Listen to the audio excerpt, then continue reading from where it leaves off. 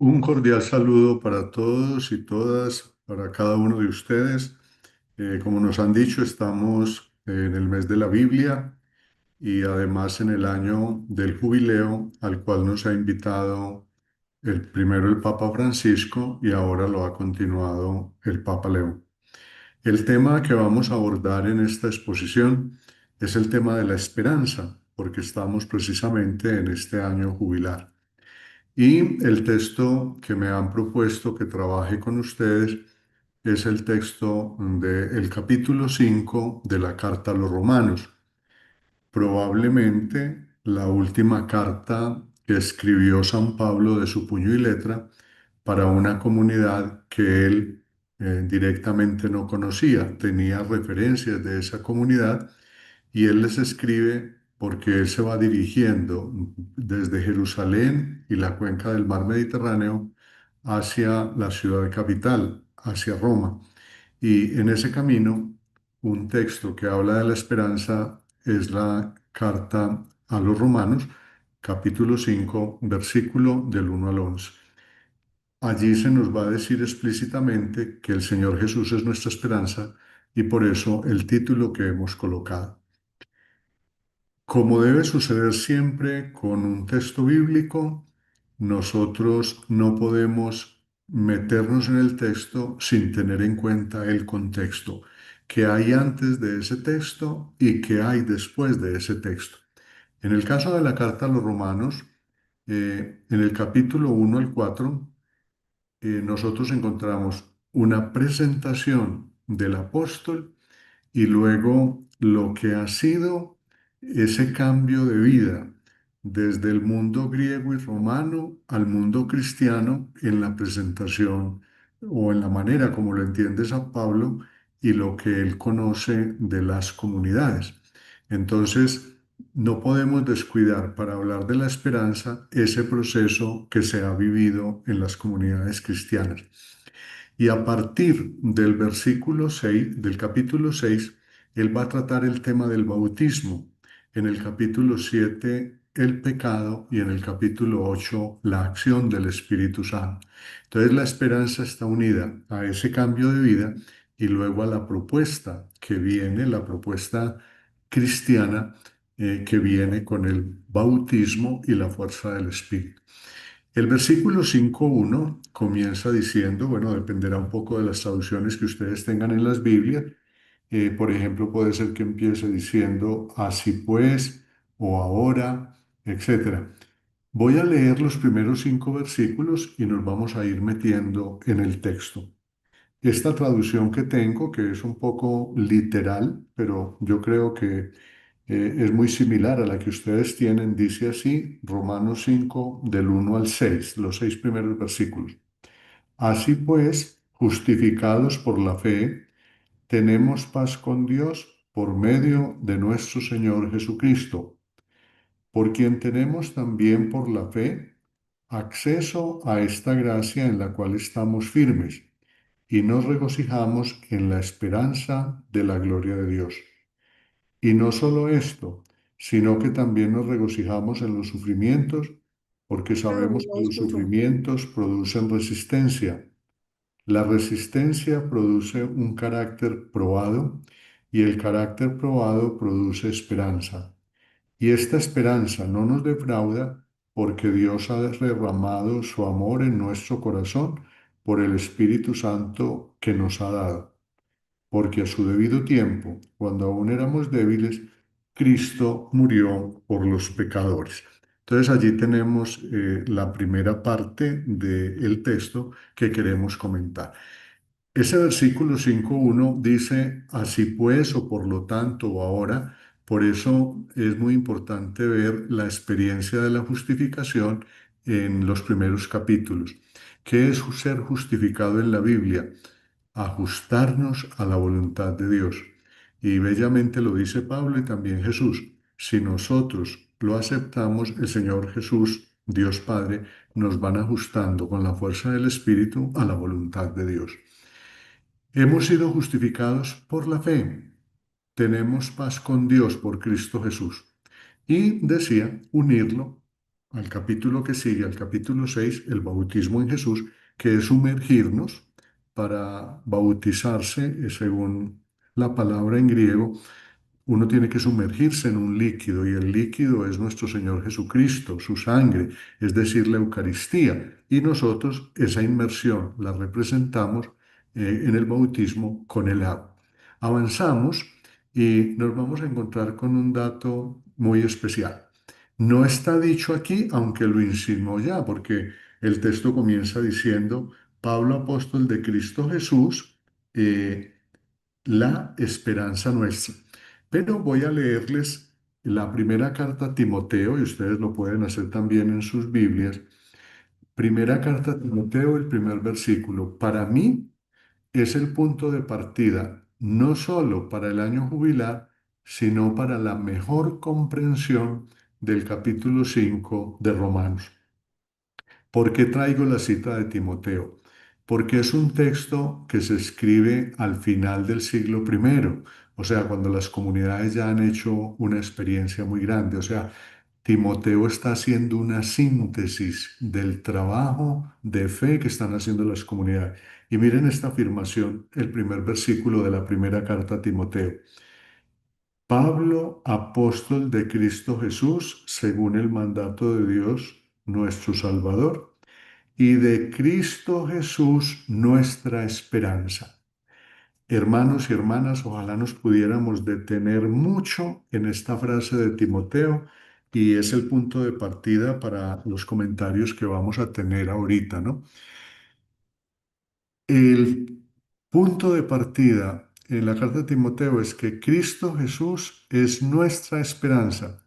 O sea, para los cristianos, la esperanza es una persona. Qué importante esto. Lo digo con mucho respeto, sin ofender a nadie, pero en este año de la esperanza nos han dicho que la esperanza es un deseo, que es un sentimiento, que es una actitud, y yo creo que eso no es una mentira en sentido estricto. Pero para nosotros los católicos, para nosotros los cristianos, la esperanza es una persona. La esperanza es una persona. Cristo Jesús, nuestra esperanza. No es un deseo ni es una espera, es una persona. Y hermanos y hermanas, aquí aparece un punto muy importante y es, ¿cómo hago yo para que una persona sea realmente mi esperanza? ¿La debo conocer? ¿La debo amar? ¿Debo conversar con ella? ¿Debo acercarme a ella? O sea, tenemos muchos modos, muchas maneras de podernos no solo acercar, sino conocer a una persona. Y les invito a ustedes que recuerden en la amistad o los que tengan relación en la familia, el matrimonio, el noviazgo, cómo logran ustedes conocer una persona. Entonces, ese es, me parece pues a mí el punto, o me parece no, está en la Sagrada Escritura y se los quiero proponer. El punto de partida es Jesucristo, es la esperanza. Entonces, con ese criterio, pues nosotros vamos a poder leer los otros pasajes que vamos a encontrar enseguida. Vamos avanzando y vamos al versículo segundo. Entonces, la fe. ¿Qué es la fe en la Sagrada Escritura? Y más concretamente, ¿qué es la fe en el Nuevo Testamento o en el Segundo Testamento? Hay que decirlo sin temor. La fe en la Sagrada Escritura es la opción por una persona. Y quiero poner los ejemplos de la vida cotidiana. Cuando yo digo, yo creo que fulano de tal o creo que esta situación, yo estoy haciendo una opción. O sea, cuando tengo la confianza es en algo o en alguien. Entonces, la fe es la opción por Jesús. Y dice el texto que es una gracia. La palabra gracia en la Sagrada Escritura, sobre todo el Nuevo Testamento, quiere decir es un regalo, es un don. ¿Por qué es importante que la esperanza sea una persona? Porque es importante que la fe sea la opción por el Señor Jesús, porque eso nos da firmeza, o sea, nos pone un fundamento y es para nosotros un orgullo. Pongo un ejemplo de la vida cotidiana. Cuando utiliza el papá y la mamá una frase como esta, fulana o fulano de tal es el orgullo de la familia. Piénsenlo en qué momento utilizan esa frase. Cuando el hijo o la hija responde en el estudio, en el trabajo, cuando atiende muchas necesidades, cuando hay solidaridad. Entonces, para nosotros la firmeza y el motivo de orgullo es el Señor Jesús y es la esperanza de la gloria de Dios. San Ireneo, un santo del siglo segundo, o sea, muy cercano a la experiencia del Nuevo Testamento, dice que el ser humano es la gloria de Dios. Entonces aquí se establece una relación muy bonita. El fundamento de la esperanza es el Señor Jesús. Yo puedo optar por Él. Eso me da firmeza y yo, introducido en el cuerpo del Señor Jesús, en la experiencia del Señor Jesús, soy la gloria de Dios. Y en esa actitud, lo dice el versículo 5:2 de Romanos, la esperanza es hermana de la paz. No la paz que nos proponen los gobiernos, porque esa paz muchas veces está mediada por el uso de las armas, por ganar una batalla, por derramar sangre. Cambio, Jesucristo es nuestra paz. Entonces, ¿cuál es la paz? De una vida que ha empezado en Dios y termina en Dios. Vamos a seguir al siguiente versículo de este texto. ¿Cuál fue el saludo pascual de Jesús a los suyos? El saludo de Pascua. Y no sé si recuerdan que el Papa León empezó de esa manera la primera intervención que hizo una vez fue elegido Papa. La primera frase fue, la paz sea con ustedes. Estábamos en el tiempo pascual y él lo utilizó. En Efesios 2:14, que es muy fácil, un texto muy fácil de leer, se dice claramente, el Señor Jesús es nuestra paz. Y si ustedes siguen leyendo Efesios 2, los versículos 15 y 16 se van a encontrar con esta frase impresionante. Dice, Jesús dio muerte en sí mismo al odio para unir a los dos pueblos, a los judíos y a los gentiles. ¿Y por qué dice que mató en él mismo? ¿Por qué? Porque él era judío. Jesús de Nazaret es judío, tiene todas las raíces judías. Y cuando empieza su encarnación y todo su trabajo en la vida y el ministerio como hijo de Dios, él entiende que nadie puede quedar por fuera. Y entonces mata en sí mismo. Ahora, en la carta a los Efesios, ese Jesús también involucra a la comunidad. Entonces, hay que matar en nosotros mismos el odio para salir al encuentro de los otros, que no deberían ser ni enemigos, ni las personas que nosotros rechazamos, deberían ser los hermanos. Pero cuando humanamente tenemos resistencias para lograr la unidad, hay que empezar por nosotros mismos. Entonces, la paz que el Señor nos regala comienza por las actitudes nuestras. Es nuestra actitud la que le da sentido a esa paz. Avanzamos y nosotros llegamos a una afirmación fundamental. Si llevamos a Jesús en el corazón, por eso caminamos seguros. O sea, si hemos hecho una interrelación con Él, hemos interactuado con Él, lo conocemos, sabemos qué quiere, qué espera de nosotros, y Él es nuestra firmeza, nosotros podemos caminar seguros. Y un ejemplo que tenemos en nuestras comunidades y en la iglesia, las personas que han vivido el martirio, que han vivido la santidad, que han vivido la solidaridad, que se vuelven personas humildes y sencillas, capaces de servir, es porque su seguridad se la ha dado el Señor. Recuerden que en la Sagrada Escritura hay una frase que dice, y la meditamos en uno de estos domingos, yo soy el primero y el último, el alfa y la omega, el principio y el fin. ¿Quién es Dios? ¿Quién es el Señor Jesús? Entonces les quiero decir algo para los momentos de dificultad. Nosotros nunca estamos, por lo menos nunca estamos en el último lugar. Me puedo sentir en el último lugar, pero quien está ocupando el último lugar es el Señor y muy probablemente también Él está ocupando el primer lugar. Entonces podemos estar en el segundo lugar o podemos estar en el antepenúltimo, pero jamás en el último, porque el Señor es el primero y el último, el principio y el fin, el alfa y la omega, como lo decimos bellamente preparando el cirio pascual el sábado santo. Entonces, esa es nuestra seguridad. La salvación, la paz y la esperanza se acercan a nosotros en Jesús. Él es la roca firme. Recuerden los salmos y lo cantamos. El Señor es mi roca, el Señor es mi fuerza, el Señor es mi salvación.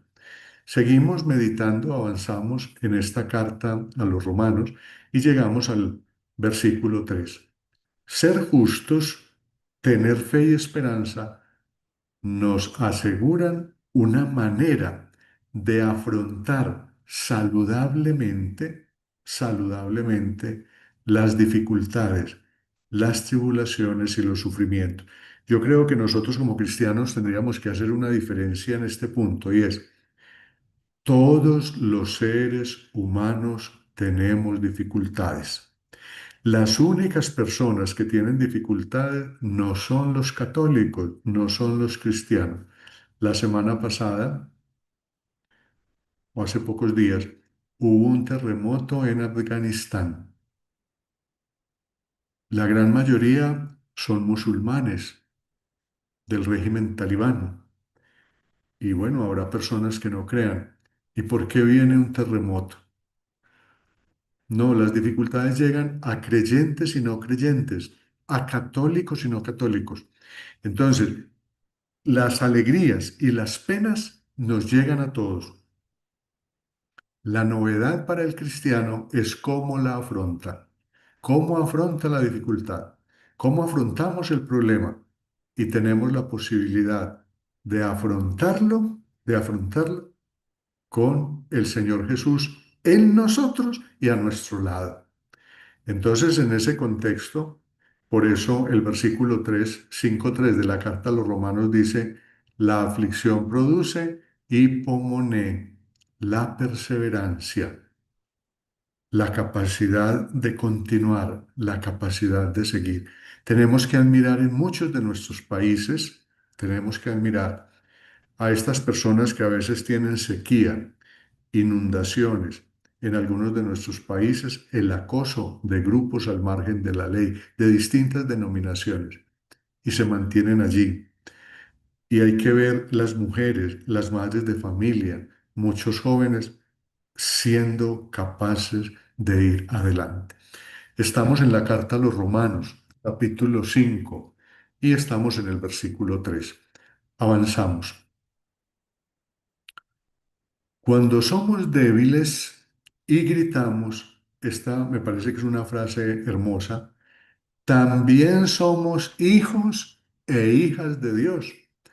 No somos hijos e hijas de Dios solamente cuando somos fuertes, cuando estamos bien, cuando estamos aliviados, cuando tenemos fuerzas, cuando tenemos alegría, cuando tenemos muchas situaciones para compartir. No, cuando somos débiles y gritamos, también somos hijos e hijas de Dios.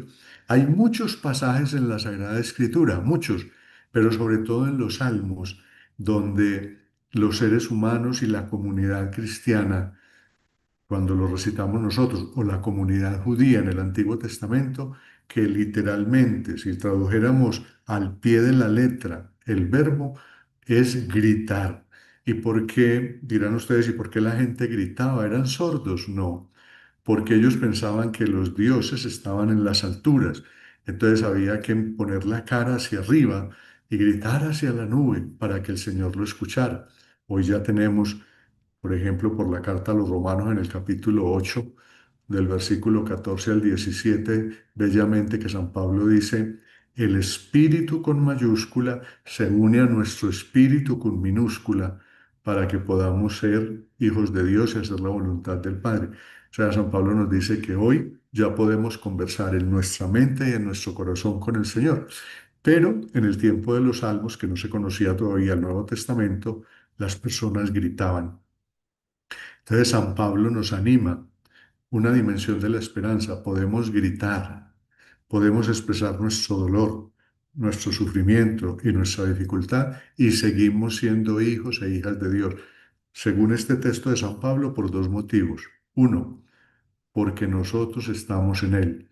Y segundo, porque estamos en Jesús. Y segundo, porque tenemos la fuerza del Espíritu. También debemos ser hijos e hijas de Dios en los momentos de alegría cuando estamos fuertes, pero en los de debilidad. Y esto nos recuerda que Jesús es el primer cristiano débil y frágil, no pecador, ¿no? La carta a los Hebreos lo dice claramente, Jesucristo en todo, semejante a nosotros, menos en el pecado. Eso está muy claro. Pero Jesucristo fue frágil. Les pongo un ejemplo. ¿Cuándo fue frágil? En el nacimiento. ¿Qué más frágil que un niño recién nacido? ¿Cuándo fue frágil Jesús? En la cruz, cuando tuvo que soportar las heridas, los azotes, la corona de espinas y naturalmente el suplicio de la cruz. ¿Cuándo fue Jesucristo frágil? No digamos que débil, pero frágil. Cuando por dos veces en el Evangelio de San Lucas llora sobre Jerusalén. O sea, siente el dolor, siente la fragilidad. Eso sí, nunca ha pecado. Avancemos en esta meditación de este capítulo 5 de la carta a los Romanos. Estamos en los versículos 3 y 4 en este momento porque vamos a meditar hasta el versículo 11.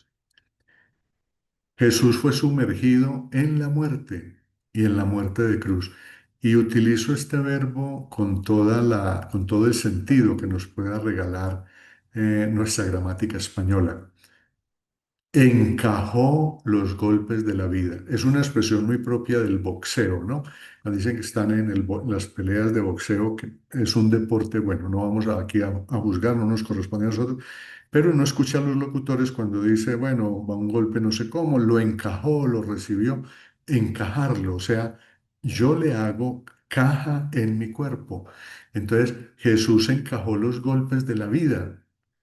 Y nuestra fragilidad le hace campo a la acción creadora de Dios.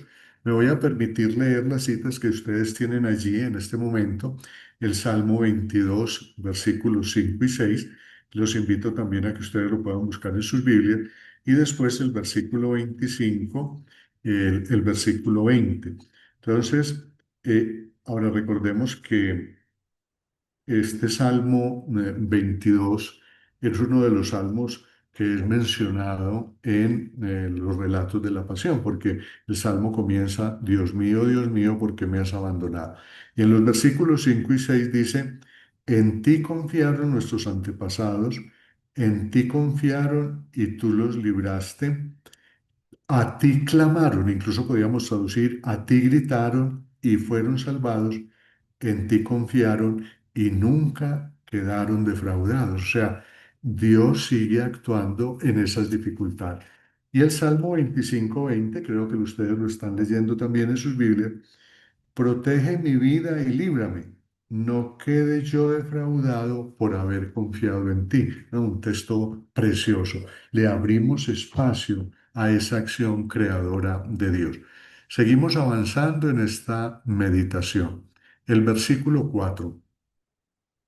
Si lo leyéramos literalmente, Romanos 5:4, la perseverancia obra con fuerza, o sea, produce, está en movimiento. Produce carácter probado, dokimé en griego, ¿no? Eh, lo podemos leer de esta manera. La perseverancia que produce un carácter se vuelve para nosotros una enseñanza. Si tomáramos el texto de Génesis en el capítulo 3, cuando Dios le dice a la mujer que va a dar a luz con dolor, uno podría tomar esa imagen para decir, no es la única imagen, porque, o sea, es una experiencia que tiene muchas dimensiones, pero una es esta, un dolor que produce vida. Y en el capítulo 16 de San Juan, Jesús compara la Pascua con el parto de una madre. Dice, cuando la mujer va a dar a luz, está nerviosa, tensionada, pero cuando nace la criatura, ya se olvida del dolor. Y creo que aquí en el público que hoy nos acompaña hay muchas madres de familia, sin duda, y ellas lo podrían explicar mejor, por lo menos mejor que yo. Y miren que hay otro detalle muy bonito a propósito del nacimiento y que tiene que ver con la cruz que se vuelve resurrección, como lo está diciendo Pablo en Romanos 5:4, y es este detalle. En el vientre materno, cuando nosotros estamos creciendo como criaturas, estamos en un ambiente oscuro, en oscuridad. Hay vida, pero está oscuro, como es oscuro también nuestros alimentos en el estómago, cuando van por el esófago al estómago, es en oscuridad. La criatura está en el vientre materno, niño o niña, en oscuridad. ¿Y por qué se llama el nacimiento dar a luz? Porque cambiamos de ambiente, del ambiente encerrado con el cuidado de la madre, viene el nacimiento, estamos en la luz ya de la vida con los demás, una vida que va a tener pues ya el ciclo de las 24 horas. Entonces miren qué imágenes para apoyar este versículo 4. El carácter probado como la cruz de Jesús es un carácter que da vida, que da esperanza, que da luz. Y si fuéramos al Génesis, es un dolor para la vida, un sufrimiento y una dificultad para la vida. La palabra esperanza en griego se pronuncia elpis, de manera que la esperanza nace o se aprende precisamente en el proceso vital. Todos en nuestra vida tenemos alegrías y dificultades. No es una sola la escena en nuestra vida, no. De pronto ya en casos terminales de una persona que se enferma o un niño, pero mientras hemos vivido podemos decir, hemos vivido momentos de alegría y esperanza. Viene enseguida entonces el versículo 5 de Romanos.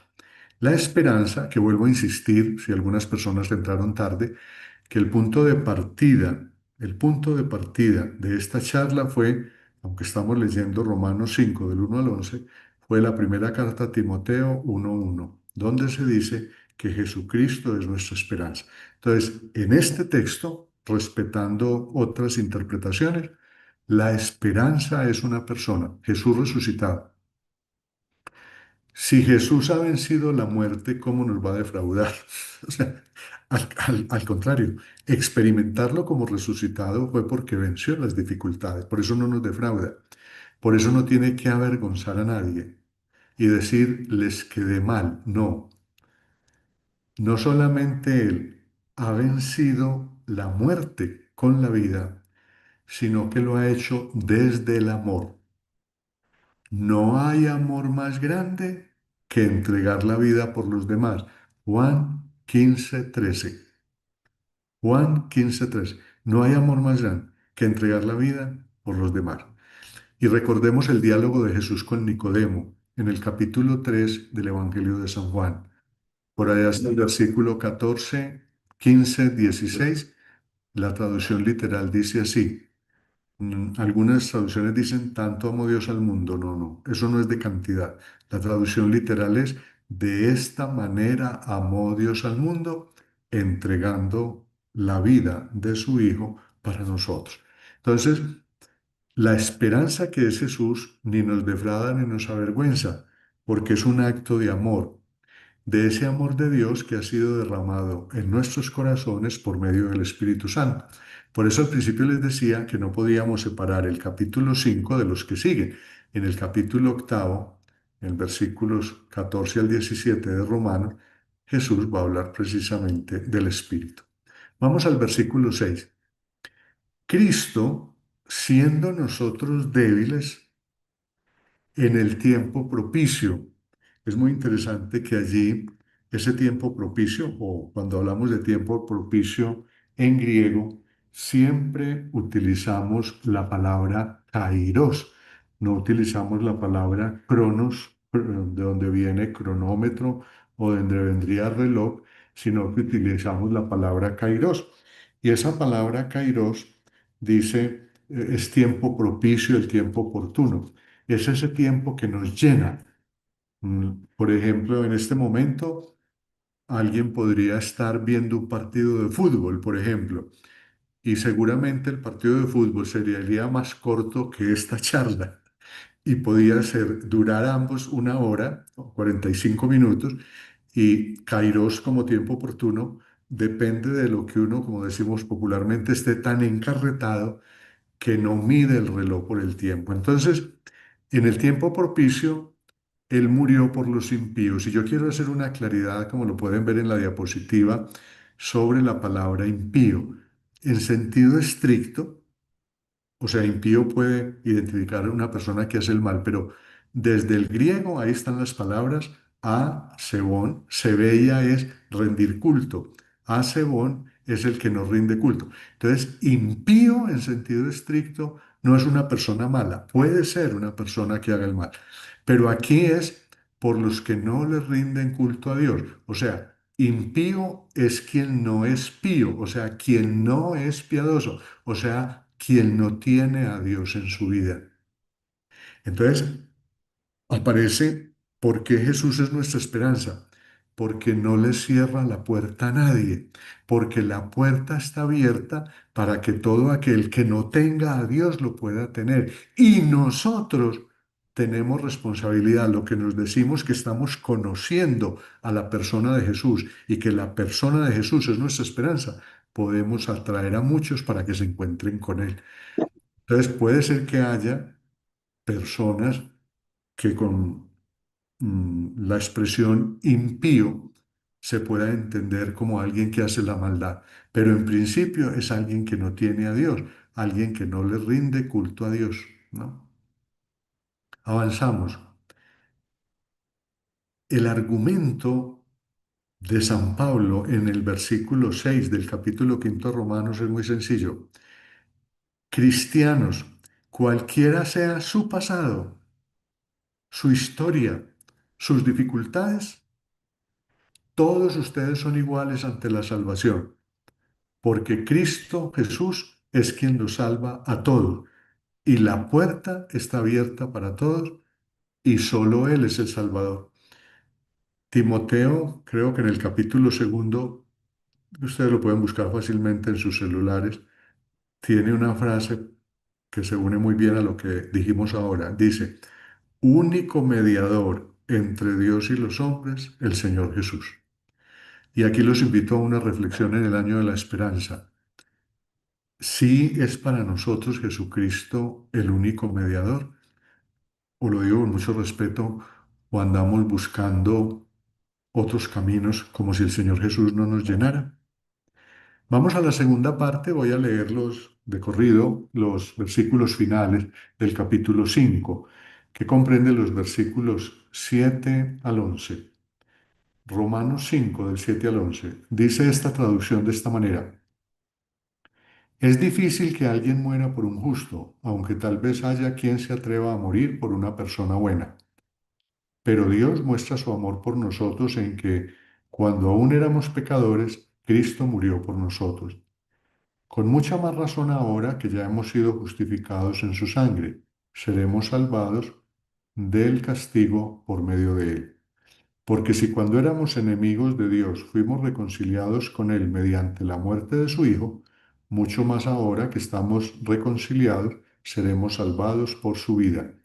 Y no solo esto, sino que también nos regocijamos en Dios por nuestro Señor Jesucristo, por quien ahora hemos recibido la reconciliación. Ese versículo 11 tranquilamente podría terminar por quien es nuestra esperanza, el Señor Jesús. Vamos a detenernos en los versículos 7 y 8. Alguien puede morir por una persona buena, por una persona justa, pero Dios nos muestra su amor y es amor de ágape. Creo que ustedes ya lo han trabajado muchas veces. El amor de ágape es el amor que se entrega sin esperar nada a cambio. No es el amor de los esposos, no es el amor del noviazgo, no es el amor de la amistad. En griego, cuando se utiliza la palabra ágape, estamos hablando de ese amor que no espera ninguna recompensa, un amor completamente desinteresado. Y aquí lo utiliza Pablo en estos versículos. Dios nos muestra su amor, amor de ágape, no amor de matrimonio, ni de noviazgo, ni de amistad, ni de familia, en que aun siendo pecadores, Cristo murió por nosotros. Entonces, lo que acabamos de decir, Jesucristo en la cruz se vuelve para nosotros motivo de esperanza porque le abre la puerta a todos los seres humanos. Porque cuando la muerte llega a la cruz de Jesús no tiene nada que quitarle. Cuando la muerte llega donde Jesús, Él lo ha entregado todo. Incluso recordemos que Jesús ha sido clavado en la cruz desnudo, le han quitado sus ropas, ha derramado su sangre, le ha entregado todo, no tiene nada. La muerte a nosotros en estos momentos nos despoja o de un familiar o nos despoja de unos bienes, bueno, etcétera. Jesucristo lo había entregado todo.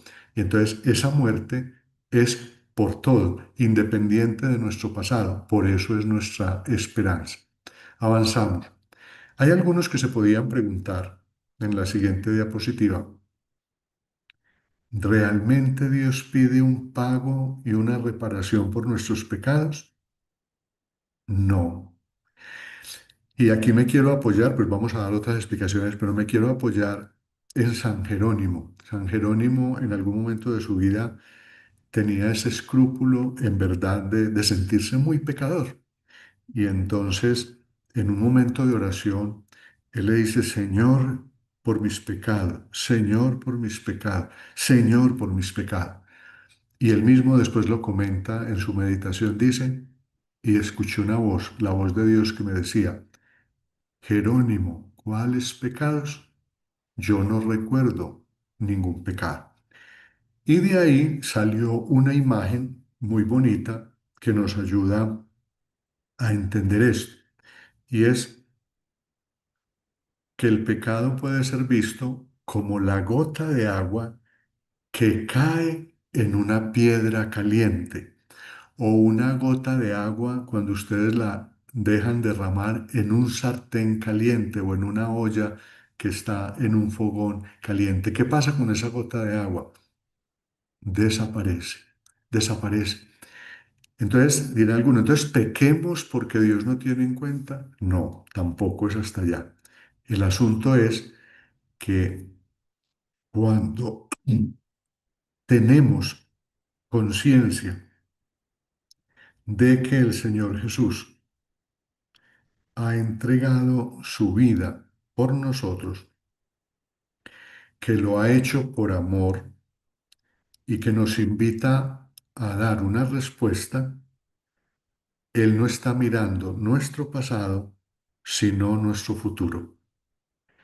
No dice lo que esta persona dejó de hacer, lo que esta persona hizo mal, sino lo que puede hacer a partir de este momento.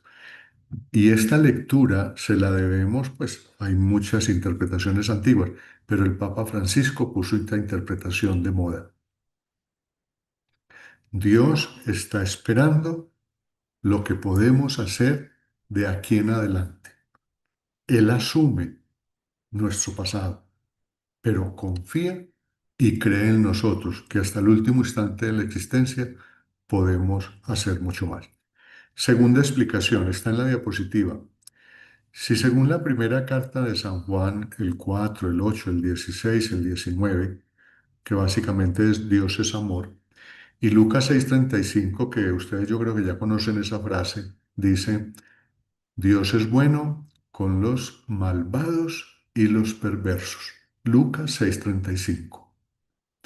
Entonces, si Dios es amor, Él no puede dejar de amar. Ustedes lleven esa frase a la filosofía o a la reflexión de la ciencia. Dios es amor. El día que deje de amar, ya no sería Dios. Entonces, por eso no puede dejar de amar. Entonces, Dios no está esperando a ver yo qué puedo hacer o cómo le puedo pagar. No, porque Él no puede dejar de amar. Esa definición no es mía, es de la primera carta de San Juan. Dios es amor. Ahora, ¿Él está de acuerdo con que hagamos el mal? No, pero no nos abandona y nos invita a la reacción. En la carta a los Efesios, en el capítulo 12, dice que las buenas obras parten de haber hecho una opción por el Señor Jesús. No son las obras como en el judaísmo, que las hago yo, sino las obras que hago porque Jesús está conmigo. Pongo dos o tres ejemplos de la vida diaria. Una mamá que tiene un hijo o una hija en la cárcel, ¿lo deja de amar? Basta con ver las filas para ingresar a las cárceles los domingos en la mañana y muchas mamás o esposas hacen filas o hijas desde el sábado en la noche. Y no creo que lo primero que le digan al hijo o a la hija que está en la cárcel es, hijo, tu pecado, no. Lo primero será el abrazo y la alegría y te puede entrar esta comidita, esta camiseta, estos implementos de aseo. Otro ejemplo de la vida diaria, cuando hablamos de las heridas que tuvimos por X o Y motivo en algún momento, nos caímos de niños, lo que haya sido, y le preguntamos a la mamá o al papá de qué son estas heridas. Y la mamá puede decir, esa herida que tienes fue cuando te salvé de tal situación, o el papá. O al revés, si le preguntáramos a la mamá, mamá, ¿qué te pasó en ese brazo? Un día por atenderte cuando eras niño y por hacerte la bebida, me quemé en el borde del fogón. Y pudiéramos extendernos mucho más, pero ustedes pueden allí poner muchos, muchos ejemplos. Dios es amor y no está esperando que le paguemos por el pecado. Entonces lo que hace Jesús es mostrarnos ese amor de Dios y por eso Él es nuestra esperanza. No es un asunto de pagos ni de contabilidad, no. Jesús asumió el riesgo de dar la vida por amor. ¿Cuántos ejemplos de la vida diaria podíamos colocar allí? Asumir el riesgo de dar la vida. Cuando hay un incendio en una casa y un papá, una mamá, un hermano, un joven dice, se puede caer el techo, pero allí está tal persona, yo me arriesgo a entrar a sacar a esa persona del incendio. O cuando alguien se está ahogando. ¿Cuántas experiencias tenemos de que alguien se lanza a sacar a alguien que se está ahogando y se ahogan las dos personas? Y también tenemos experiencias en las cuales, por fortuna, salen los dos, ¿no? Salen los dos. Entonces, es asumir el riesgo de dar la vida por amor y afrontó las consecuencias de dar la vida, la muerte a manos de unas autoridades por causa de personas concretas. Avanzamos. Ya eso lo comentamos, podemos seguir a la siguiente. O sea, Jesús está tomando a pecho nuestra situación y la combate hasta morir, o sea, asume nuestra fragilidad, nuestra debilidad. Si hemos perdido el camino, Él nos devuelve el camino del bien. Vuelvo a insistir en la frase de Juan 15:13. Nadie tiene amor más grande que el que entrega la vida. Si Jesucristo es nuestra esperanza, debemos leer la esperanza desde la clave del amor de ágape. El amor de ágape, la paz y la esperanza están estrechamente unidas. Avanzamos. Dios nos ama en nuestras debilidades, en nuestras maldades. Esa frase está en Isaías 53:11, que ustedes la pueden leer con mayor calma. Y también tendría más o menos el mismo sentido en la primera carta de San Juan 4:10. La palabra abón en hebreo tiene una particularidad, si ustedes lo pueden buscar en un diccionario.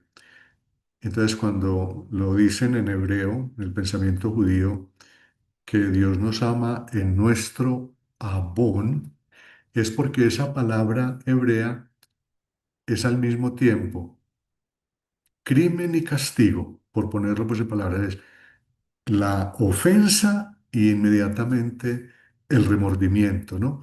Entonces, cuando la persona, como lo decimos en nuestro lenguaje popular, por ejemplo, distraídamente empujamos a alguien y se cae, y dice, te pido perdón, me equivoqué, porque reconozco que en esa imprudencia mía afecté a la otra persona. Entonces, en hebreo, cuando se refieren al crimen, al pecado o a la maldad, abón, con la palabra abón, porque hay otras, ¿no? Hay otras palabras, pero con la palabra abón es que la misma falta es el castigo. Entonces, voy a poner el ejemplo de Caín y Abel. ¿Por qué después Caín de asesinar a su hermano pide ser protegido? Porque se dio cuenta que había eliminado media humanidad. su hermano, de manera teológica, pues lo decimos, y descubre que quedó completamente desprotegido, que no tiene solidaridad, que si se sigue el ritmo normal de la vida, morirán sus padres y él con quién queda. O sea, él en el mismo crimen, y Dios le dice, no está clamando en tu conciencia la sangre de tu hermano. Entonces, el amor por todos es lo primero en la historia de Dios con todos. Yo quisiera que repasaran mucho esa frase. El amor por todos es lo primero en la historia de Dios con todos. Y comenzó con Abraham y con Sara, los padres y las madres de nuestra historia, Isaac y Rebeca, Jacob y sus esposas. Avanzamos.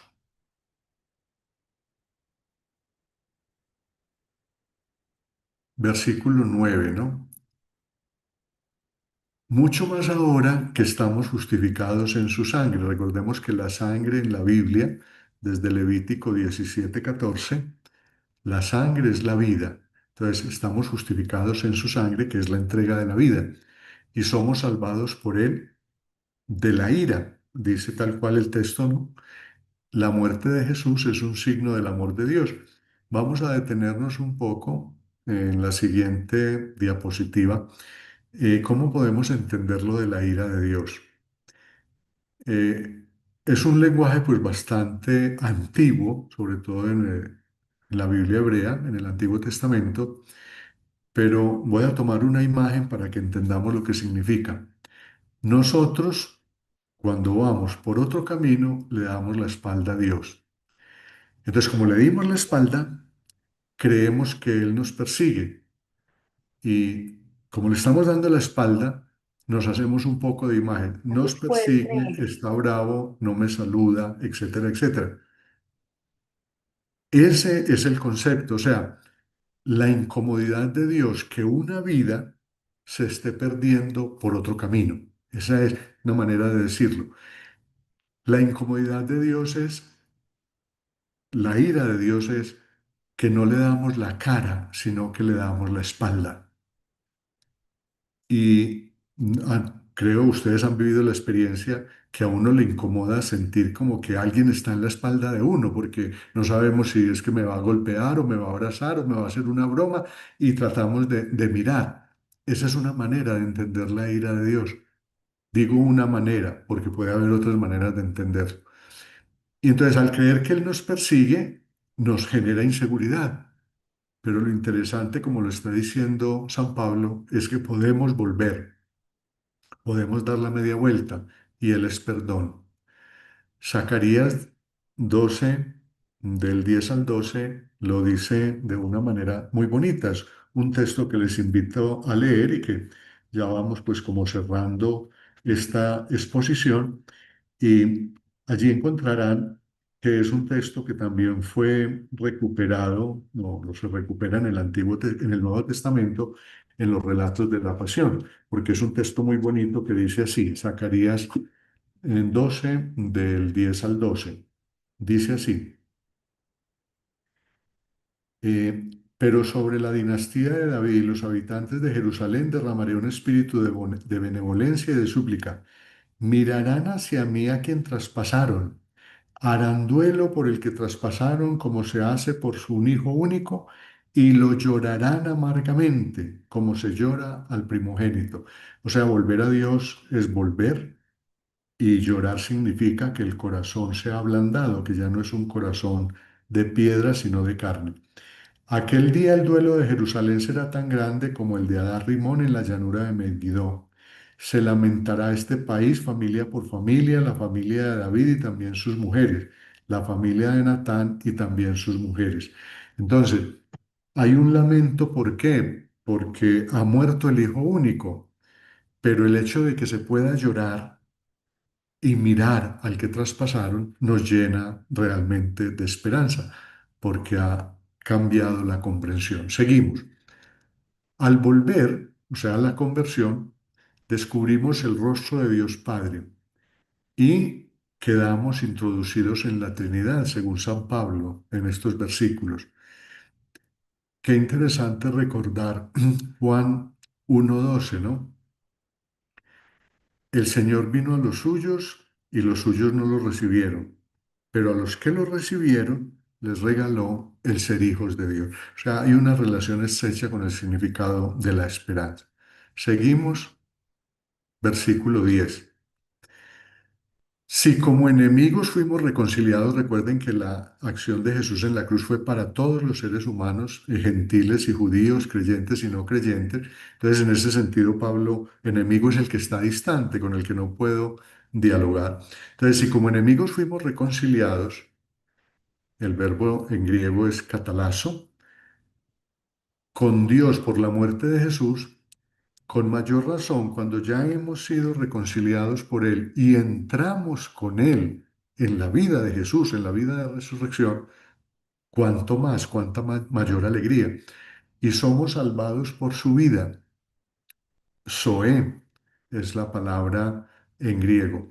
Y Zoe no es la vida biológica, bios, ni es la vida que tenemos nosotros en la vida cotidiana, que es psique, ¿no? Que algunos traducen como alma. Entonces no es la vida biológica, bios, ni la vida como alma, sino que es la vida del mismo Dios, la vida eterna, ¿no? Eso está bellamente presentado en la segunda carta a los Corintios, en el capítulo 5 de los versículos 16 a 21, que por motivos pues de tiempo se los dejo a ustedes para que lo puedan leer. Qué importante el versículo 10. Si cuando estábamos distantes Dios nos buscó, ahora que estamos cerca de Él, cuánta mayor alegría de entrar en el proceso para atraer y ganar a otros para la causa de Jesús. Y esa es en el fondo la salvación. San Juan Bosco, yo soy salesiano, San Juan Bosco decía, no nos salvamos solos, nos salvamos en racimo. Y alégrense pues porque llegamos al versículo 11, ya vamos a ir terminando. Y no solo eso, dice San Pablo, sino que también nos gloriamos en Dios por nuestro Señor Jesucristo, porque por Él recibimos la reconciliación. ¿Se acuerdan que dijimos al inicio que la gloria de Dios somos nosotros estando en Jesús? Si nos llamó estando distantes, nos llamó estando distantes. Hemos aceptado ese llamado, sentíamos que Dios estaba a nuestra espalda, pero nos volteamos la conversión y entramos y lo abrazamos, recibimos el abrazo de Él. Dice, nos gloriamos en Dios por nuestro Señor Jesucristo, hemos recibido la reconciliación. Es el mayor momento de la esperanza, de la alegría, de la paz, el mejor momento del amor. Y hay un aspecto que les invito a no perder de vista. Si estábamos, entre comillas, distantes de Dios, o para usar el lenguaje de Pablo, enemigos de Dios, distante de Dios, hay un aspecto muy bonito que Dios no deja perder y es, así estemos distantes de Él, el pobre, el despojado y el triste es el que de ordinario tiene mayor esperanza. Parece una contradicción. Lo voy a explicar de una manera más sencilla. Para decir que nadie está fuera de este amor de Dios, San Pablo utiliza, como por decir, dos bandas o dos caras de una única moneda. Una, quienes ya han hecho el camino de la conversión, están haciendo el camino de la fe, el camino del discipulado, el camino de la evangelización, obviamente son la alegría de Dios y Él los quiere para que puedan ganar a los otros. Pero los que están en la otra cara de la moneda, distantes, con dificultades, en pecado, en situaciones difíciles, incluso pensando que Dios no existe o que Dios no los quiere, para ellos, según San Pablo, tienen sembrada la semilla de la esperanza, porque el hecho de que quieran vivir y aspiren a vivir sintiéndose pobres y despojados, están sintiendo la esperanza que muchas veces es más tangible, más evidente, es más pública en la persona más necesitada, porque cuando estamos tranquilos sabemos que lo tenemos y nos puede faltar. Y lo interesante del Nuevo Testamento es que nos dice que uno puede intercambiar de lado, ¿no? Unas veces estamos de un lado de la moneda o de la medalla y otros días estamos en el lado de la otra. ¿Por qué? Porque hay circunstancias personales o de la vida o de la familia o de la historia que nos ponen en esa situación. Dios no lo permita, pero si se nos presenta una inundación, un accidente de tránsito, a uno le puede cambiar en un segundo la situación de la vida. Y entonces tenemos que aprender a descubrir que en ambos lados de la medalla podemos vivir la esperanza. En ambos lados de la medalla, la alegría y el dolor, podemos vivir la esperanza. Avanzamos. Este texto utiliza 3 veces la palabra reconciliación. ¿Por qué? Porque el primer Adán que llevamos todos, recuerden que Adán no es varón, Adán es humanidad, humanidad. Y Javá, Eva, significa vida. Otra cosa es cuando el texto del Génesis dice el varón y la mujer, eso es otra cosa. Pero aquí hablo de Adán, de humanidad. Adamam es tierra, de tierra, polvo viene Adán, o sea, la humanidad, todos. Entonces, la primera humanidad, pero esa la llevamos todos, que duerme en cada uno es, lo pueden leer en Génesis 3 4 al 6.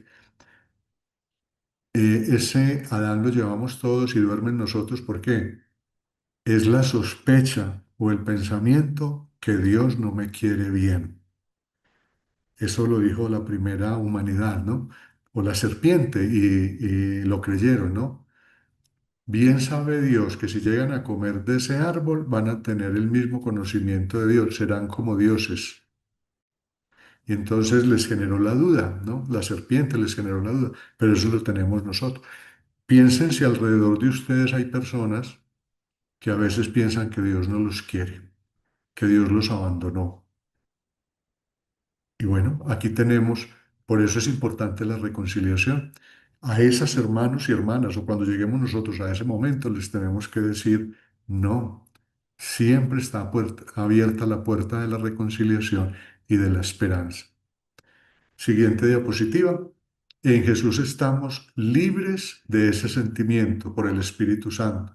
Somos la gloria de Dios y Él habita en nuestros corazones, como lo comentamos en Romanos 5:5. Y esa es la verdadera paz. La paz es aquella, ni es la paz de los cementerios, ni es la paz que otorgan las guerras. La paz es el trabajo cotidiano para descubrir que Dios es nuestra esperanza, que Jesús es nuestra esperanza y que desde allí tenemos una plataforma firme para vivir, para afrontar las alegrías y las tristezas y ser capaces de compartirlas con los demás.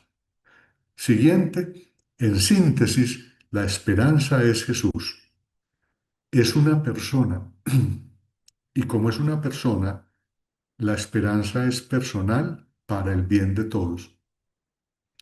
El amor fruto del Espíritu, como dice Gálatas 5:22, en muchas Biblias dice en plural, pero el texto original es en singular. El fruto del Espíritu es el amor, no los frutos, el singular, el texto original. El fruto del Espíritu es el amor. Y nos mueve a la fe, la esperanza, la paz y la reconciliación. Si lo quisiéramos decir en palabras muy sencillas ya para terminar, tener la esperanza es tener una base firme para ir hacia adelante, ¿no? Es tener dónde pararnos, pararnos firmes y pararnos bien para vivir como Jesús y ser motivo de alegría y esperanza para los demás. Muchas gracias.